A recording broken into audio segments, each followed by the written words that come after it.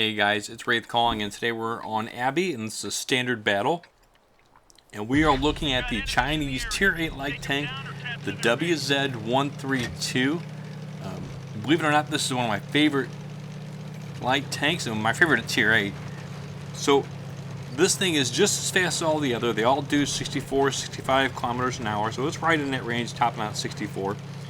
But this is probably, and I haven't checked the hard numbers, the most agile of the Tier 8 light tanks. This has got a traverse speed of 56 degrees a second. It's a turret rotation speed of 48 degrees a second. So you could circle strafe a T-54 lightweight on this thing if you really had the urge to. So it's got two choices of a final gun. The final gun gives you two options. Everything else is the same. Engine tracks, all that stuff's the same.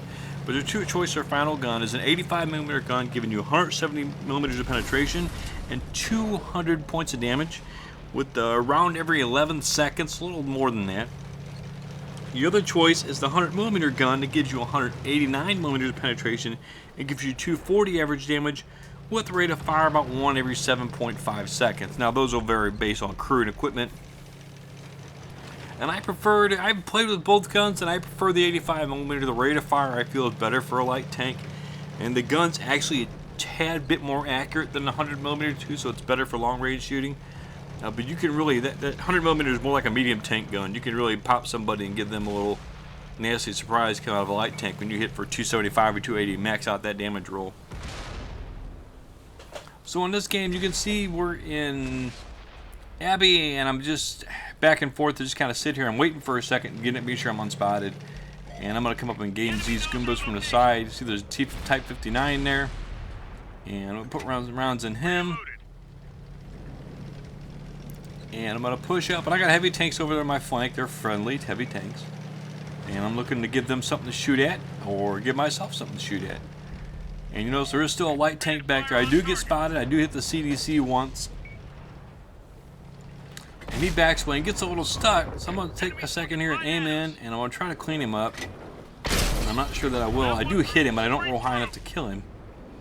He's trying to get away. He's not nearly badass enough to get away, so I'll put one more into it to clean him up. That's why I'm talking about the rate of fire. If this was a 100mm gun, I don't know that I would have got that last shot on him. He may have gotten away.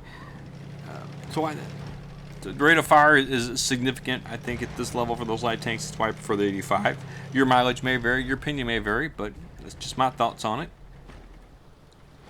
And you see now there's an E75 making a push up the center here, and I still have a couple heavies with me, kind of on either side, and he's looking for me, and he spotted me, so I'm not going to let him shoot me, because that's just risky. I'm trying to get out of the guy's way here. Tell him I'm sorry. It's a T1. It's a 110. And the other heavies we have over there have kind of backed off a little bit. I'm not sure why they're afraid of these 75, but maybe it's because they're Tier 8s. So I figure I've got an opportunity. I'll go put some rounds in them. So I'm going to come up here and turn to my left. And I'm going to chase him down, because I can do that sort of thing. Like that. You should be able to chase down heavies. So he's not looking at me. I fire once. I miss. Fire again. I bounce. It's because of the goofy angle. Now I'm gonna stop.